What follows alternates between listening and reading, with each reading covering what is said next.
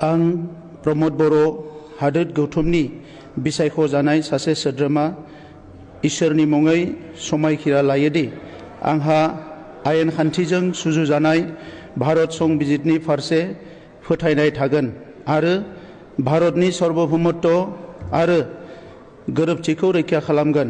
अदेबानि आंनो मावनो होनाय बिबानफोरखौ सैथोजों मावफुंगोन।